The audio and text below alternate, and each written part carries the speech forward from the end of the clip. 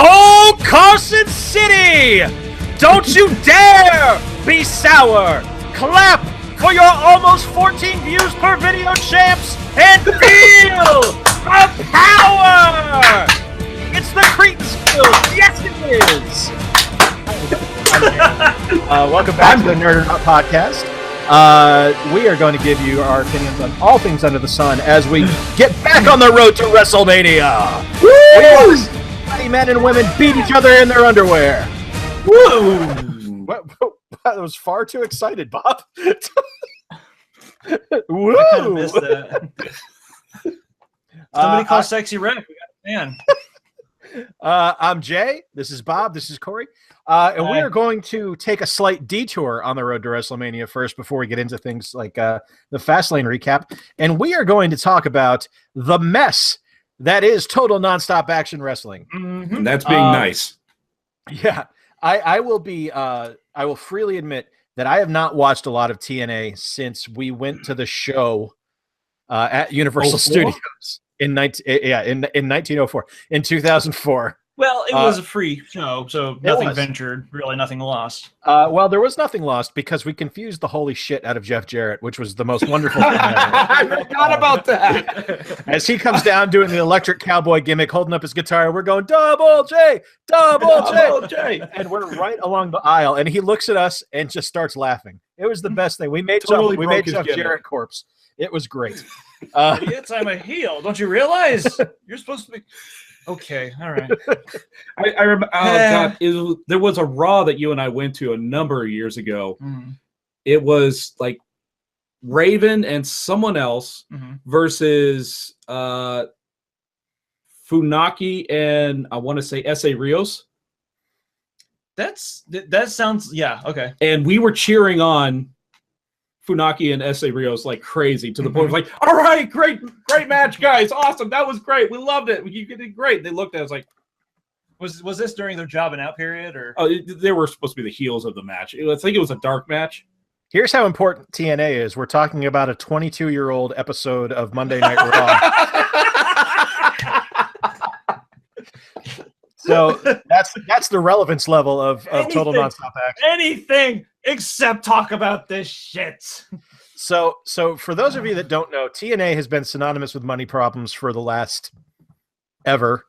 And they almost closed up 2 times in 2016, if not more that we know of, because they didn't have money. They were owned by Dixie Carter, who is the daughter of the people that own like fucking Panda Energy in Texas. So it's not like they hurting for cash. They just didn't give a shit. But she's out. Jeff Jarrett, for some god-awful reason, is done hawking gold for Global Force Wrestling and is back as the executive producer. Dirty Dutch Mantel is back as the lead writer. You might know him better as Zeb Coulter from his time in WWE. That's where I heard the name before. And Al Snow, who apparently is the 7th Horcrux of TNA, is the senior producer. As long as he lives, TNA cannot die. That reminds me, TNA is currently holding a contest to name the owl in their logo, and one of the suggestions we saw was Owl Snow. I so hope that's the winner. I want that to be the winner. That's fantastic. And I want to believe that this is some sort of like a positive boon for TNA. I don't know how active Al Snow has been with the company like in recent years, but I used to be a huge fan of his when he was in the WWE. I hope with this whole turnover, I hope that he still has some good amount of say in what's going on. Not that I've been watching to realize what kind of product they've been putting on. Have you?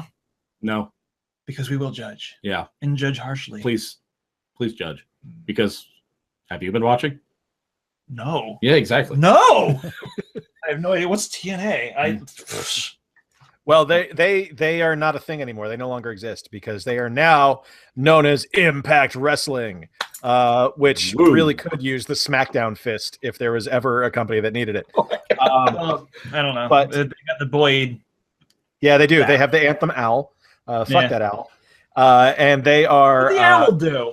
It's just a stupid fucking logo. It is a pretty awful logo. Stupid fucking logo for Anthem Sports.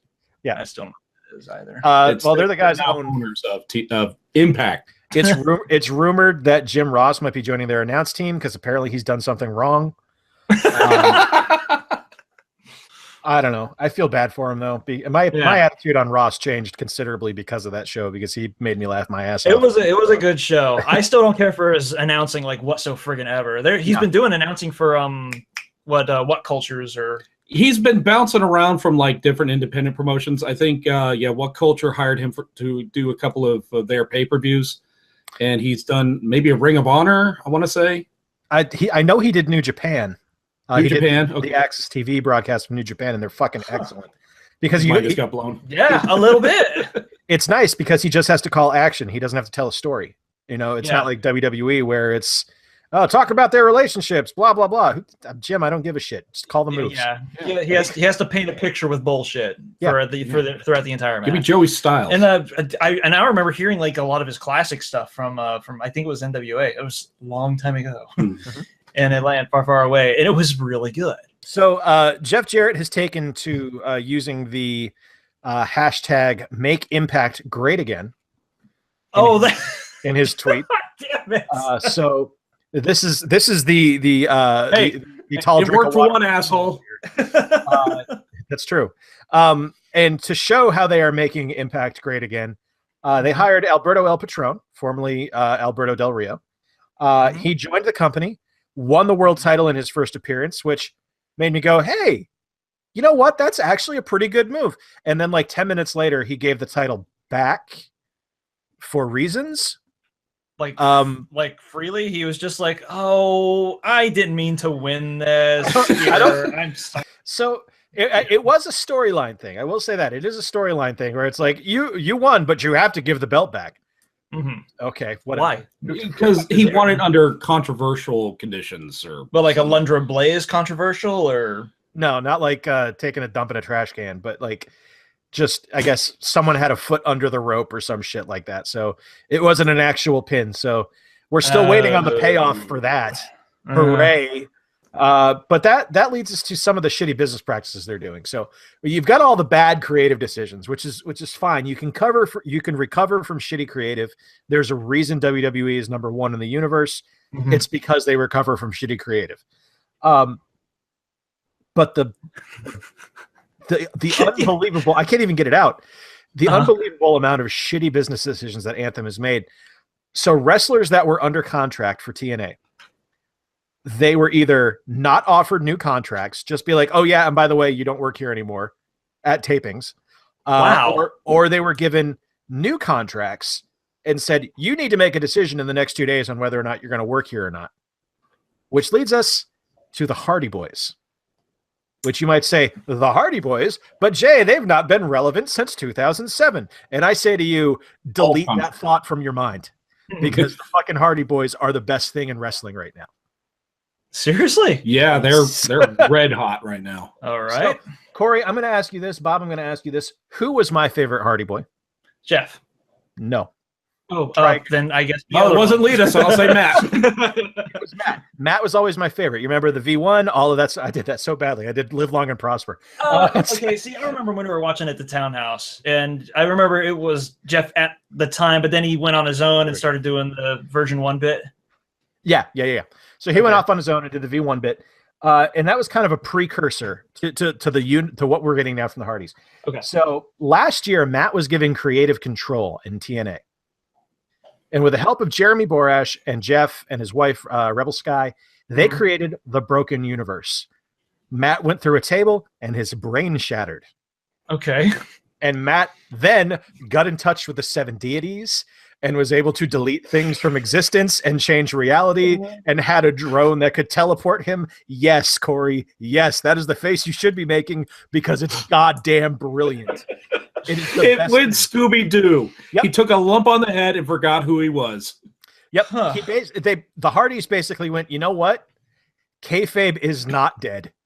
And I'm So it is the Broken Universe of the Hardys. They are on their quest for gold, traveling to different organizations to win their tag team belts. And they have won every tag team belt that they have been to.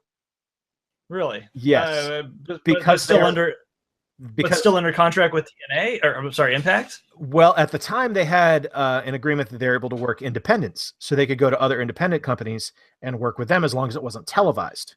That was savvy. Yeah, they went to Tijuana and beat. Was it AAA or was it CMMLL where they won the titles there? I think it was AAA. And there was that was the thing where the referee works for Lucha Underground, but he was working for that one particular match. Yeah. And TNA couldn't show him because he was a Lucha Underground performer. So they had the Scanner Darkly. Yeah. Okay. Yeah. Fun. So basically what's happened is everywhere they've gone, they have won the tag belts. They left under creative differences, which is, the nice way of saying you fucked us, we're out. Yeah. So TNA basically said you don't get creative control anymore. So they wanted to ruin the characters of the Broken Universe. They took away the ability for them to work independently, or if they did, they got 10% of the money they made.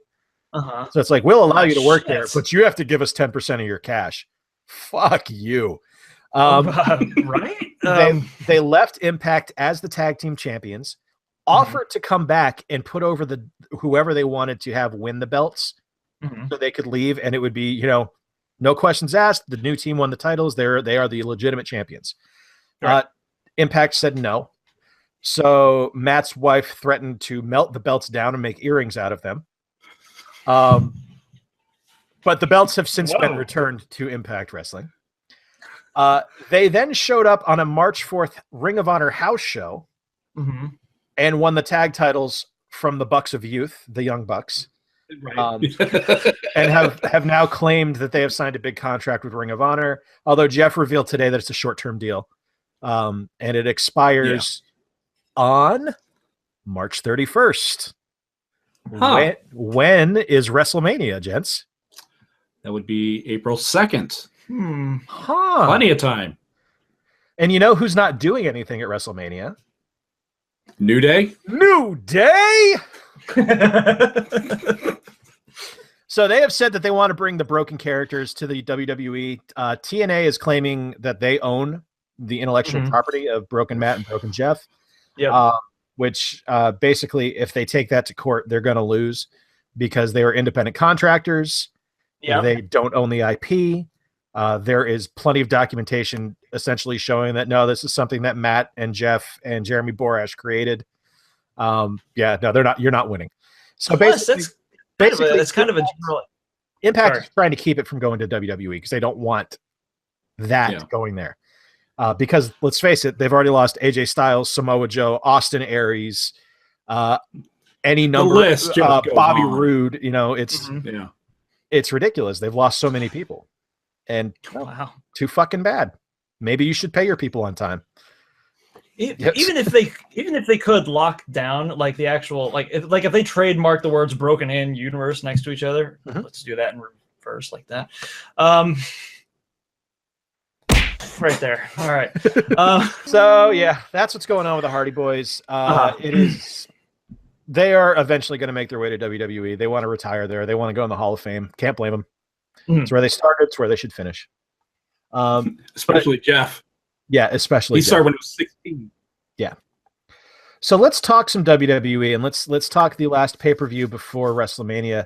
And let's talk what was it? On-ramp, passing lane, bike lane, rump, passenger crosswalk. What was it? Fast. They had the fucking balls to call this Fastlane. This. It's like 40 days before WrestleMania. You were on the fast lane to WrestleMania. Dude, you got over a month. Not only that, like factually, that's incorrect. You're not on the fast lane to WrestleMania. You're 30 exits away. Like it's full stop. Yeah. It's right. That's what the pay-per-view was. It was a full stop. The show sucked. It was a rest area. So, all right, we're gonna run through the matches. I have not seen enough of the show. I haven't seen all of it to be able to say what I liked and what I didn't like, but I have seen enough of it to know that there was one good match that I saw. Was it the first match? Yeah. It was not the first match. Well, it was a cruiserweight match. Was that the first match of the night? No, Samoa Joe's Sami Zayn was okay. opener. I caught like the last 2 seconds of that show or that match. So pretty fucking stellar. Yeah. Okay, I'll watch that.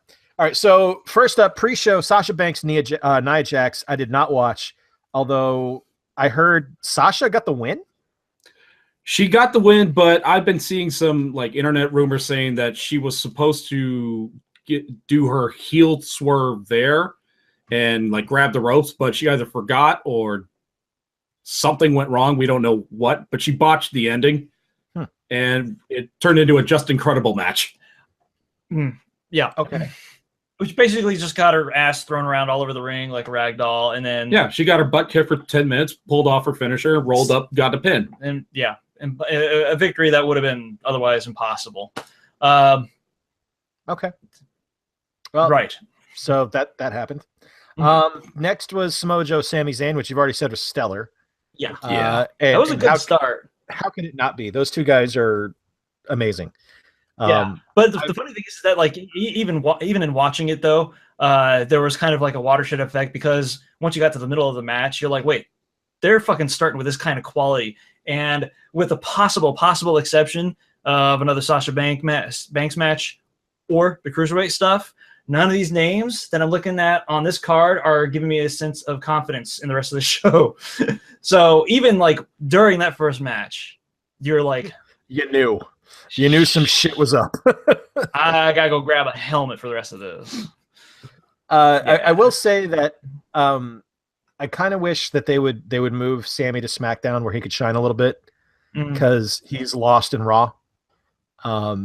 He has become the face that it's easy to get beat up, and he's not getting wins. So I hope he eventually moves over to SmackDown and gets over there where there's a little more freedom for guys like him. But converse to that, man, I love what they're doing with Samoa Joe. Holy shit, they're just embracing that character, and I love it. He's so much fun to watch. He's incredibly impressive.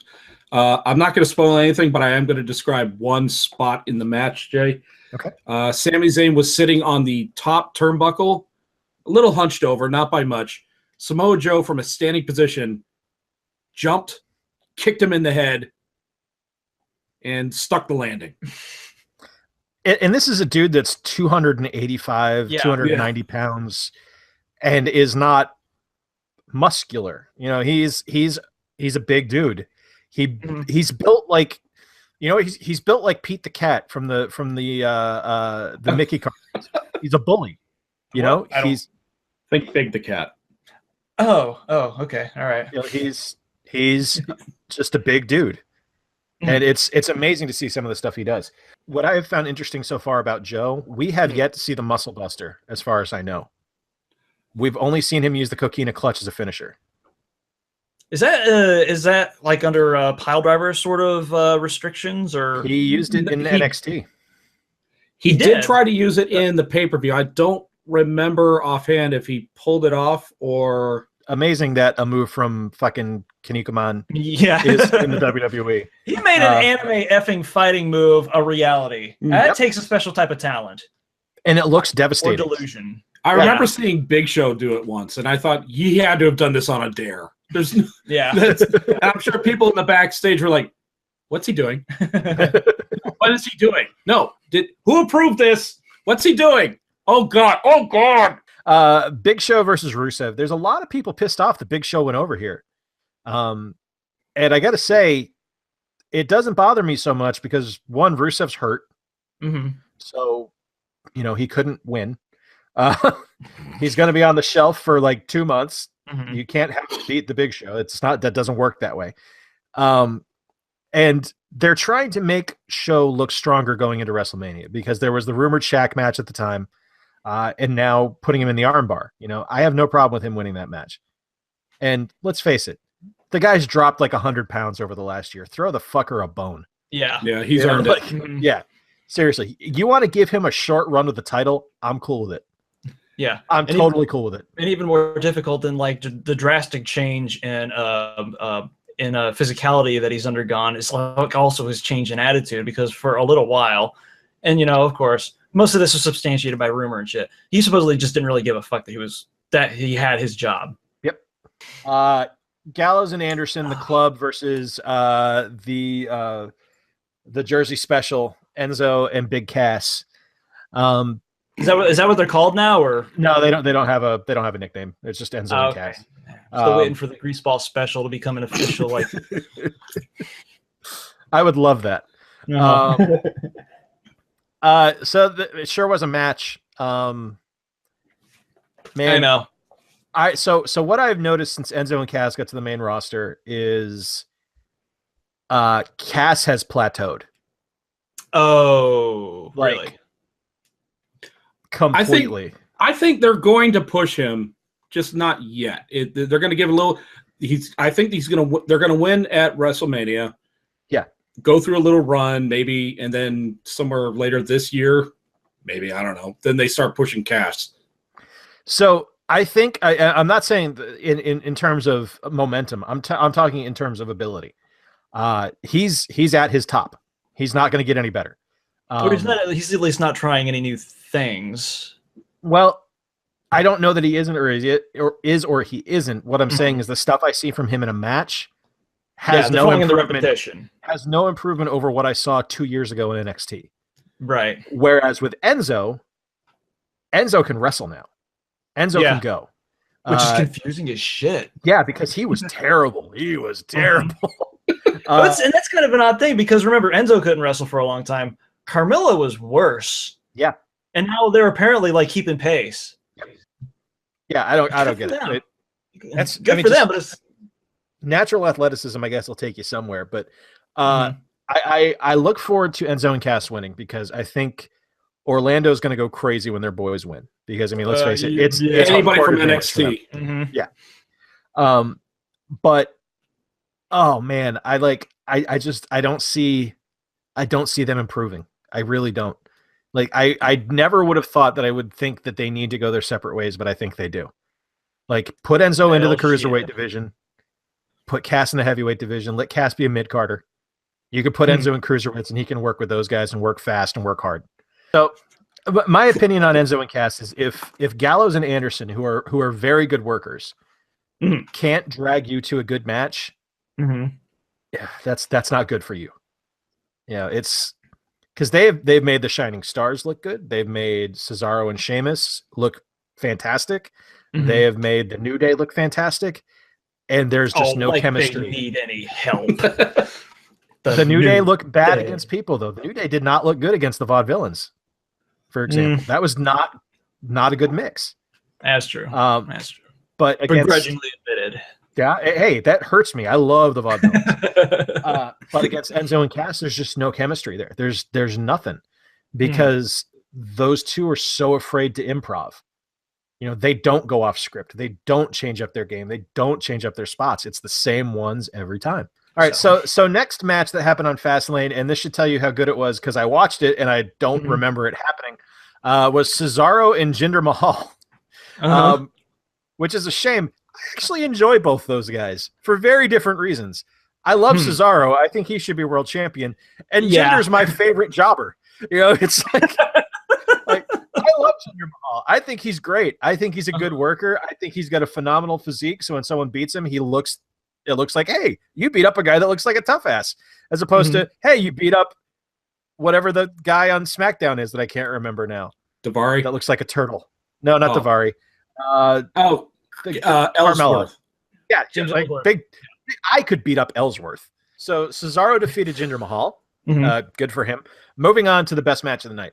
And you know what? I think we should actually talk about this last. We should save best for last because no, you know what? We shouldn't because I think there's going to be some good rants about the main event. So, Cruiserweight Championship match. The king of the cruiserweights, Neville, versus the extraordinary gentleman. Yeah, really good. Man, it's just the best match of the night. Yeah, not even by a little bit, just by leaps and bounds. By miles. Neville is finally being treated like he belongs on the main roster, which is so wonderful. And Jack Gallagher is a goddamn revelation. No, Gallagher's amazing. He's just wonderful. He's tons of personality, great in the ring. Like his headbutt is ridiculous. That move is that shit looks genuine. Yeah. Like he does that. I'm like, oh, you collapsed that poor man's chest. Stop that. Like, it's a reminder that in England, even the guy who works at the bank every day and has prim and proper and has tea and cookies every day, he goes to that soccer match. That motherfucker turns into a hooligan with 14 pints in him. Don't screw with the soccer hooligan. And that's what Gallagher is to me. It's like, you know what? You're going to kick ass. You're going to go in. You're going to do all these great, proper, gentlemanly moves. You're going to you're going to headstand in the corner, and then you're going to headbutt the shit out of somebody. Yeah. And then do the crazy running backflip drop kick that should be in a Street Fighter game. Yeah. It's like, and that's where you learn that you never underestimate someone who's like Mazzo enough to go with fruit stripe as a color scheme for their for their trunks. That's true. Yeah. That takes like an astronomical amount of moxie. I look forward to Gallagher winning the championship one day just because I can't wait to see the photo shoot from it. Like just him, like him in like a 3-piece suit holding the belt. Like, yes, hello, how are you? Capital. Yeah. Next we had our favorite wrestler, Roman Reigns, against Braun Strowman. Who, he's really entertaining. Huh. I really like Braun Strowman. I'm becoming a fan of him. Yeah. I don't want to, but god damn it, I really enjoy him. Jay, did you see the match that Strowman had with Big Show on Raw a couple of weeks ago? I did. It was fantastic. Where Strowman did a drop kick. A drop kick and a fucking kip up. Yeah. Like I was like, holy shit. You know who he reminds me of, and I mean this as a compliment, so please take it that way. He reminds me of Test with talent. Like, you remember how Test was like Test. I did too. Like, I enjoyed Test in the ring, but Test was very one note. You know, it was kind of like Cass is. You know, he plateaued very distinctly at what his level is. That is funny. There's a lot of parallel between the two. You're right. Yeah. But with Strowman moves like Cass and has like 120 pounds, or not like Cass, like Test, and has moves like Test, and is beyond his ability, and has like 120 pounds on him. Yeah. And it's ridiculous to watch him work in the ring, and it's fun. Like, I get that he's super green, and he only had like 6 matches before being called up to the main roster, but holy shit, talk about a guy that found his fucking calling. Like, that guy is just money. I enjoy every match he's in. And you know what? Part of that might be because he's busy kicking the shit out of Roman Reigns right now. But I enjoy a small amount of bias there, perhaps. Yeah. The next match actually would be my contender for how I'd book it for this pay-per-view, and that was the women's championship match. Bayley defeated Charlotte to win the women's championship. It was a decent match. I enjoy the fact that they have very, very, very clearly played the fact that Bayley cannot win without Sasha, which is just setting that feud up to be post-Mania, and it's going to be wonderful. Yeah. Turn Sasha proper heel. Done. That's all you need to do. Another heel for the heel stable in the women's division. But how I would have done this one, I wouldn't have given the win to Bayley here. I wouldn't have given her the belt. I would have had Sasha keep the streak, or Charlotte keep the streak alive. And because Bayley should have won that at Mania. That's where she should have. It would have counted for a lot more. Like, it's definitely a misbooking. It really is. They turned that switch too early, and they had an opportunity to build for another month the tension between Bayley and Sasha, with Sasha trying to help her out to win and it costing her the belt, maybe. But Sasha not blatantly being a heel to Bayley, but clearly there's something in the works here. So our final match, the main event, and I use that term very fucking loosely, was Kevin Owens versus Goldberg for the Universal Championship. Hold on a second. This was not a match. This was an unnecessary squash. I am dying to see the fighting Kevin Owens come back. And I actually thought we were going to see that. I thought I'd never be reminded of that again. I'm not so negative on Goldberg that I don't want to see him. I get it. I get the nostalgia. It's okay if it's going to be for a short amount of time. I don't agree with making him champ. I think Goldberg versus Lesnar at WrestleMania is big enough on its own. It doesn't need a world title. I have no problem with Goldberg being there because Goldberg makes money. Goldberg draws money. That's great. That's fine. But the start there, and you know, we've said this on our last Road to WrestleMania show. The difference between SmackDown and Raw is that the titles matter on SmackDown. They are not a prop. Where on Raw, it's just a thing you wear. That's all it is. It means fuck all. Like, because they're gonna slap the belt on Lesnar, and then Lesnar's gonna disappear till SummerSlam. They seem to exist primarily just to move the plot along, like a pro wrestling MacGuffin. Yeah. That's exactly what it is. It's the pro wrestling Ark of the Covenant. That's all it is. It's Neville seems to be the only person who cared about his title. Yeah, that's true. He'll scrap over that mess and deal with like 4 headbutts right to the face. Neville is the only one who gives a shit. And I mean, like, I don't know. The rest of the titles just don't matter. I mean, they could matter for the tag team division, but the tag team division is such a fucking afterthought now that the New Day don't have the belts. Yeah. I said it a couple months ago. They spent so much time making the New Day strong that they made everyone else weak. You know, yeah, the New Day aren't even wrestling at WrestleMania, are they? They're like the unofficial hosts of WrestleMania. They're the hosts. Yeah. And they're a bigger deal than the actual tag title match. Like, so yeah, who knows? So final grades for the show. Corey, what do you give it? I'm gonna give it. Damn it. I'm gonna give it a C. 2 matches were outstanding. 2 matches were stuff that you would come to expect out of like, and I hope this doesn't come off as hyperbole, but the heyday of ECW when they were allowed to push the limits and they found all the limits to push and then indeed pushed them off of a cliff and into a flaming gulch. New Jack pushed it. Yeah, there was no envelope left closed in either one of the 2 matches, Samoa Joe versus Sammy or the Cruiserweight match. However, everything else just dragged it the fuck down. And putting Sasha Banks in a ring and not having anything to talk about afterwards is a pretty big damn statement. Which probably kicked it down an entire letter grade for me by default. So we're sticking with like a perfect C, which I know is kind of non-committal, but this bastard already picked a C+, which is what I would have put it at. By the way, what did you grade it at? I originally did put it at a C+, and that's extremely generous. I mean, it's Bob grading on a curve there. Perhaps, the show, it wasn't the worst thing I ever saw. It wasn't the best thing I ever saw. It had 2 matches that were awesome. A couple matches that looked like they had questionable endings. And the rest of it was all meh. Oh, and the shit and botches, too. That's like such a weird thing for pay-per-view. Yeah, well, it happens, but... Well, yeah, it happens, but it happened twice, at least twice on this. Yeah. And this was a marquee event.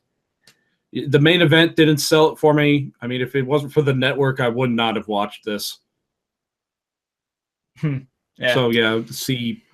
Probably. Same deal.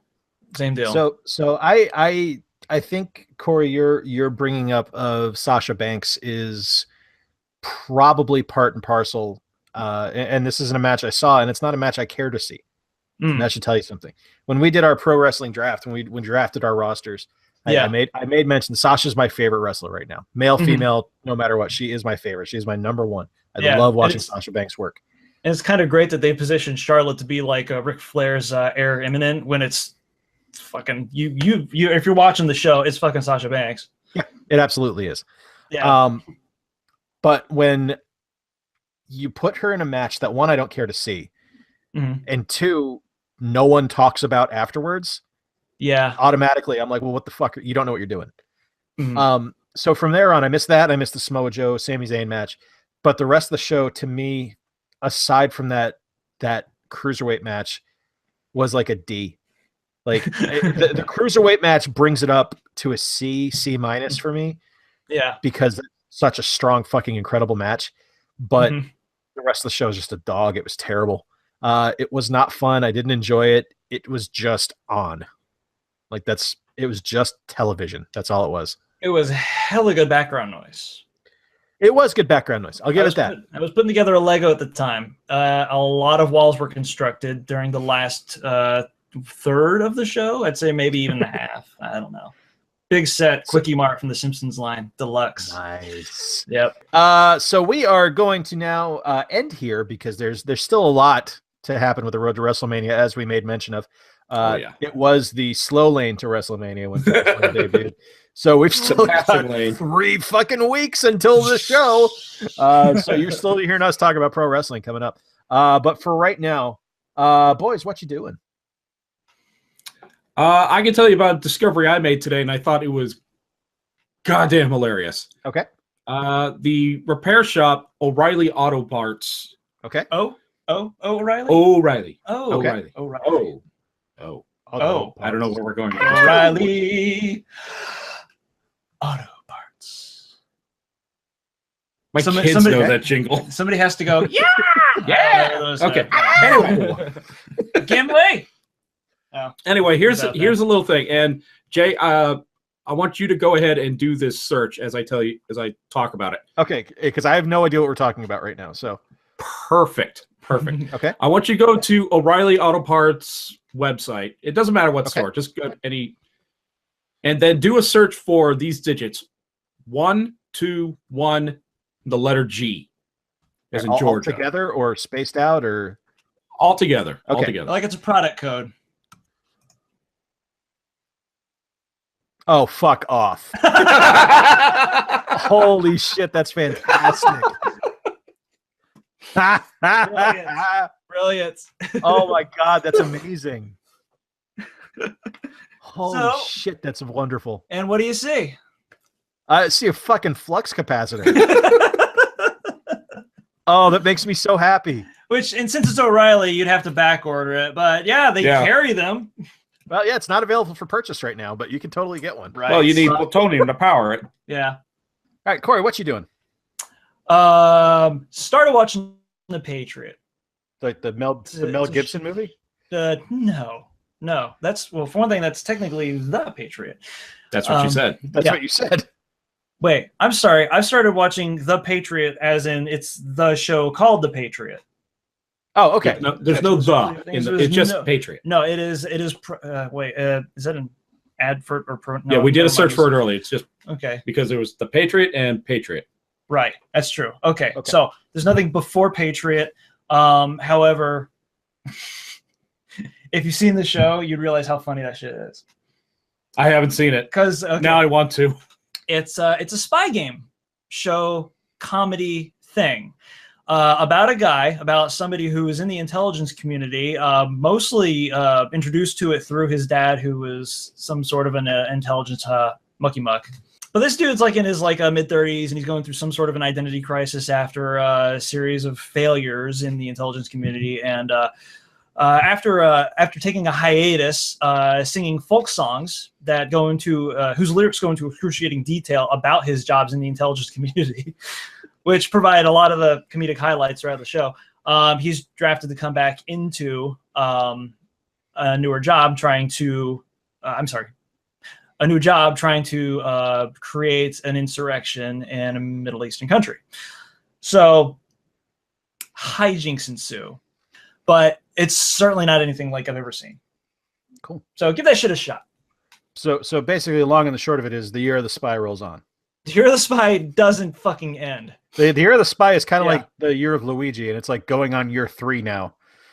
But I think the Year of Luigi might have seen its twilight. That's so sad. Yeah, I know. So I am the only one of us, and correct me if I'm wrong here, guys. I'm the only one of us for what I'm doing. I got a Switch. That's right. Yes. Yep. Because I'm Poe. It is. It's a hell of a little piece of hardware.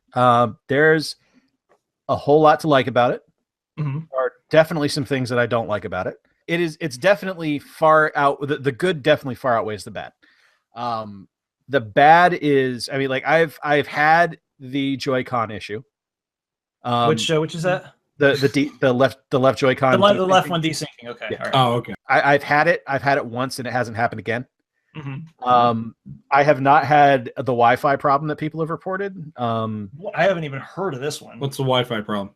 Well, people are saying that if they're far away, they're not getting good Wi-Fi signal, which I'm like, but yeah, it's a Wi-Fi signal. If you're far away, you're not going to get good Wi-Fi signal. Tends to happen with any device when you get far away from. Yes, but gamers are entitled dicks. Yeah. And I'm sure there's more to it, but it's, the stuff I read is not the most well described as to what the situation is.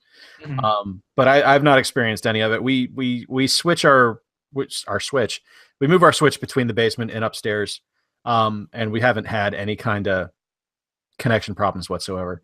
I've got 5 games for it, but I mean it starts and ends with Zelda. I mean, let's I've heard of that one. Zelda it's the best Zelda I've ever played. It is a near perfect open world game. The loading is seamless. The game is gorgeous. The combat is fantastic. It's charming. It's witty. It's everything you want a Zelda game to be. It's the perfect scores are no joke. Like I was very, very skeptical that I was going to enjoy the game as much as I did because I haven't really loved a Zelda game in a long time. I've liked a lot of them, but probably since the Super Nintendo game, I haven't really just been head over heels in love with the Zelda game. Yeah, no, this is a 10 out of 10. It's a spectacular game. That's my thoughts on the Switch. It's a hell of a piece of hardware. It's really cool to be able to pick that tablet up in the morning and take it out into the living room and not have to worry about waking Meredith up to play Zelda. Yeah, just like sit on my chair and play the game I was playing at night in bed on the big screen, just seamlessly. Having a console that goes into sleep mode and wakes up from where you were at is really awesome. I think it's going to wrap it up. I think we're done. All right. Until our next trip down the road to WrestleMania. I'm Jay. That's Bob. That's Corey. Guys, thank you so much. Good job tonight. And we will talk to you all next time. Is this how you do the Queen's wave? Okay. Elbow, wrist, elbow, wrist, wrist. Elbow, wrist, wrist. Okay. Something like that. I don't know. Or just, Or, we could, there's some of this. Fins up, fins left, fins right. Right. Oh! Also, yes. And if you're not down with that, Nerdernaut has 2 words for you. Suck. Right there. Yeah, that was 3 words. We are not good at this. No, there can only be one DX, and it is not here. Subscribe, like, yes, comment. Subscribe, like, comment, share, tell people about us, have fun. Participate in the discussion, follow us on social media, etc., etc., etc., etc.